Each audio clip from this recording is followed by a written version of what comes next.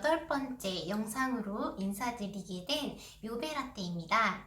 제가 원래는 매주 일요일날 영상을 업로드하기로 되어 있었는데, 물론 모두 관심이 없으셨겠지만 저번 주 일요일날은 제 영상이 올라가지 못했어요.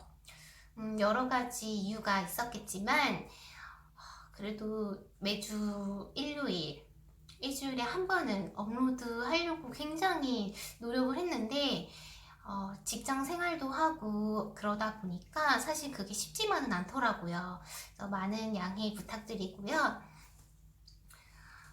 오늘 이제 낮에 요새 방어회가 굉장히 제철이라고 하더라고요. 그래서 방어회를 맛있게 먹고 집에 들어와서 이렇게 오늘은 일상 브이로그 형식보다는 이제 인터뷰 형식의 브이로그를 촬영하게 되었어요. 오늘은 무슨 얘기에 대해 한번 이야기를 해볼까 이렇게 생각을 하다가, 사실 최근에 저에게 일어난 가장 큰 이슈였던 일이 바로 사직서를 낸 일이었어요. 꾸준히 제 영상을 보신 분들도 있겠고, 이 영상이 처음이신 분들도 계시겠지만, 저는 여태 직장 생활을 하고 있는 직장인이었고, 현재도 회사는 다니고 있습니다. 그런데 저번 주였나?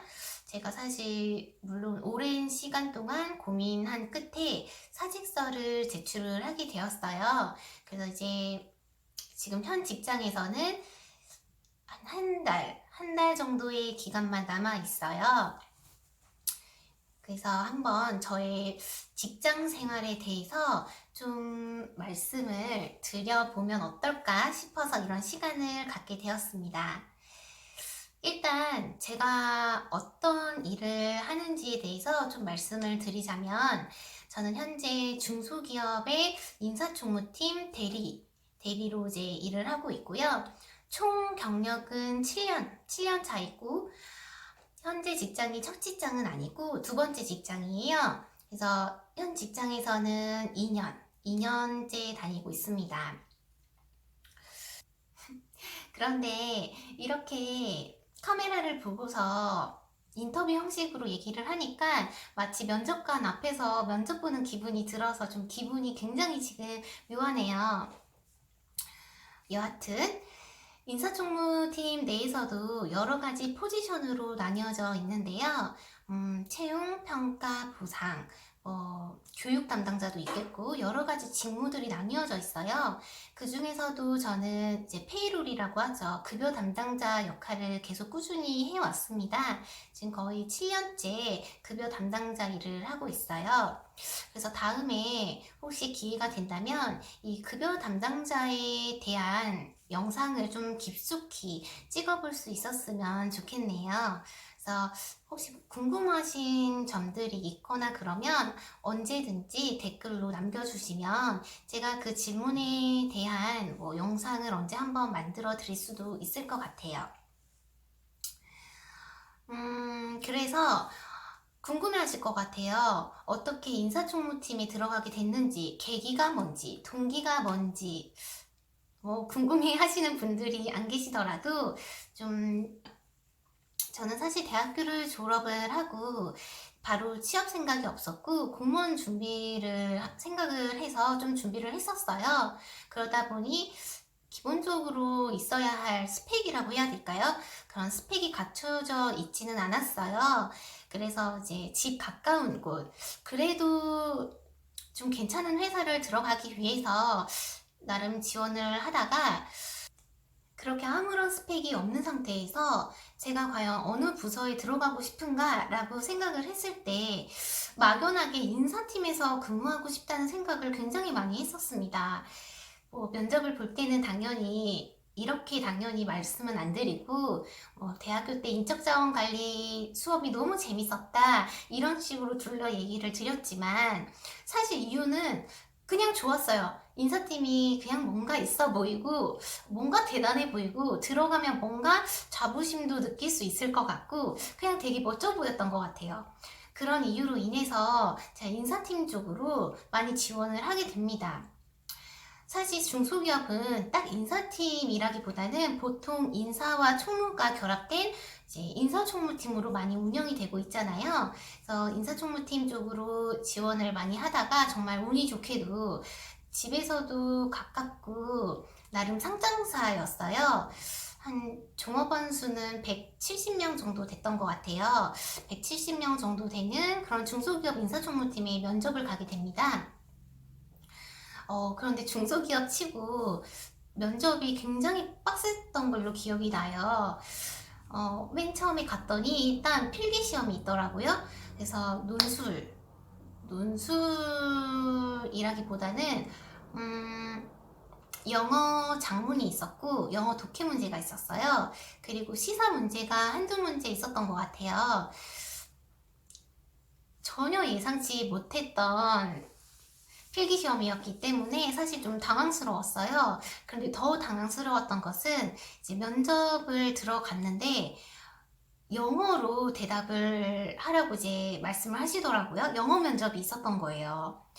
솔직히 속으로는 나는 인사총무팀에 지원을 한 건데 왜 영어 면접을 시키지? 그것도 중소기업에서. 그러면서 굉장히 의아하면서도 당황을 했죠. 당황을 했지만 그래도 아는 선에서 못하는 영어지만 최선을 다해서 이제 면접에 임했고, 그 결과 이제 면접에 합격되어서 그래도 제가 원하는 팀에서 일을 하게 됩니다. 그래서 사실 지금 생각해도 감사했던 것 같아요. 그래도 제가 원했던 부서에서 일을 시작을 할 수 있게 되었다는 것은 그래도 행복한 사람이겠죠? 사실 첫 번째 직장에는 총무나 비서 비중이 좀 굉장히 컸었던 것 같아요.